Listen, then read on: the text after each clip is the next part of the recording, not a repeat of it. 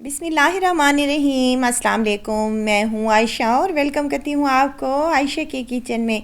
आज मैं सिवैयों से मज़ेदार सा डिज़र्ट की रेसिपी आप लोगों से शेयर कर रही हूँ, जो कि बनाने में बेहद आसान है। नए टेक्निक से आज हम सिवैयों से मज़ेदार सा डिज़र्ट तैयार करेंगे, जो कि नहायत ही क्रीमी और टेस्टी होगा। इस मज़ेदार से क्रीमी डिज़र्ट में ना ही हम डालेंगे कोई भी क्रीम, ना ही मिल्क पाउडर और ना ही कंडेंस मिल्क, फिर भी ये इतनी क्रीमी और टेस्टी बनेगी कि खाने वाला खाता ही रह जाएगा। तो रेसिपी बहुत ही आसान और मज़ेदार सी होने वाली है। तो रेसिपी को तो आपने एंड तक ज़रूर देखना है। अच्छी लगे तो लाइक शेयर ज़रूर कर दीजिएगा और चैनल पर नए हैं तो चैनल को ज़रूर सब्सक्राइब करें। चलते हैं रेसिपी की तरफ और बिस्मिल्लाह करते हैं। यहाँ पर मेरे पास हैं सिवैयाँ, तकरीबन 1 कप के बराबर। ये रंग वाली सिवैयाँ हैं, जो रंग बिरंगी होती हैं वो वाली हैं, पैकेट में इजीली मिल जाती हैं।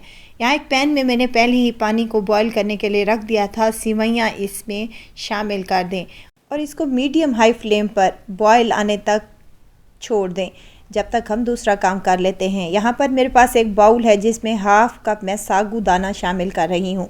साफ़ करके अच्छे तरीके से इसमें शामिल कर दें और साथ में इसमें 1.5 कप पानी का शामिल कर दें। मिक्स करके इसको साइड पर रख दें ताकि ये अच्छे से फूल जाए। अब आते हैं सिवैयों की तरफ। सिवैयाँ माशाल्लाह से अच्छे से टेंडर हो चुकी हैं, गल चुकी हैं, तो इसको हमने छान लेना है और साइड पर रख देना है। और उसी पैन में हमने जो साबूदाना को भिगो कर रखा था वो इसमें शामिल कर देना है और इसको भी हमने अच्छे से कुक कर लेना है ताकि ये टेंडर हो जाएं और इसके जो दाने हैं वो अच्छे से कुक हो जाएं। तो इसको भी हमने साइड पर उतार कर रख देना है। अब यहाँ पर एक कढ़ाई में मैंने 1 किलो के करीब दूध शामिल किया है। ये फुल फैट दूध है, यानी कि गाय का दूध है। आप यहाँ पर पैकेट वाला दूध भी इस्तेमाल कर सकते हैं। इसको बॉयल आने दें जब तक हम दूसरा काम कर लेते हैं। यहाँ पर मैंने एक बाउल में 2 चम्मच कस्टर्ड पाउडर के शामिल किए हैं और हाफ़ कप इसमें दूध का शामिल किया है और अच्छे से मिक्स करने के बाद हमने इसको साइड पर कर देना है। यहाँ पर कस्टर्ड आप अपनी टेस्ट के मुताबिक जो आपको पसंद हो वो आप इसमें शामिल कर सकते हैं। मैंने वनीला कस्टर्ड इस्तेमाल किया है। यहाँ पर दूध को अच्छे से बॉयल आना शुरू हो चुका है। 3 से 4 बॉयल इसको आने देना है आपने। तो इसकी फ्लेम को हमने लो कर देना है। उसके बाद हमने इसमें पौना कप चीनी शामिल कर देनी है। अगर आप मीठा ज़्यादा खाना पसंद करते हैं तो आप 1 कप भी यूज़ कर सकते हैं। मिक्स कर लें। चीनी अच्छे से हल हो जाए तो हमने इसकी फ्लेम को मीडियम हाई कर देना है और उसके बाद जो हमने मिक्सचर कस्टर्ड वाला बना कर रखा था वो इसमें शामिल करते जाना है। यहाँ पर कस्टर्ड को हमने थिक नहीं करना, बल्कि हमने इसको पतला ही रखना है, क्योंकि हमने इसमें और चीज़ें भी शामिल करनी है। अब मुसलसल चम्मच हिलाते हुए 2 से 3 मिनट तक इसको कुक कर लें ताकि इसका कच्चापन दूर हो जाए। तो यहाँ उबली हुई सिवैयाँ हैं मेरे पास, जो हमने बॉईल करके रखी थी, वो इसमें शामिल कर देनी है और अच्छे से मिक्स कर लेना है। मिक्सिंग के बाद हमने इसकी फ्लेम को ऑफ़ कर देना है। वीडियो अगर इस स्टेज पर आपको ज़रा सी भी अच्छी लग रही है तो लाइक करें, सब्सक्राइब करें और साथ में बेल आइकन के बटन को भी ज़रूर प्रेस कर दिया करें ताकि मेरी हर नई आने वाली वीडियो आप तक पहुंचती रहे। देखिए, मज़ेदार सी सेवइयाँ हमारी बनकर तैयार हो चुकी हैं।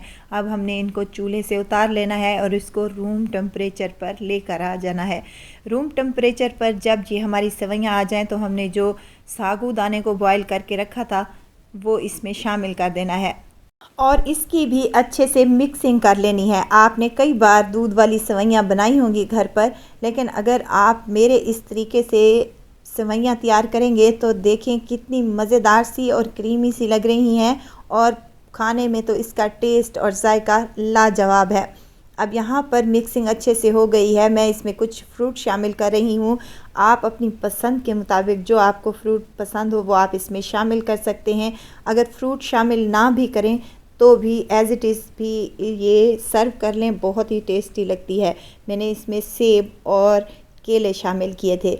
अब इसको सर्व कर लेते हैं किसी भी बड़े बाउल में और इसके ऊपर मैं शामिल करने लगी हूँ कुछ ड्राई फ्रूट।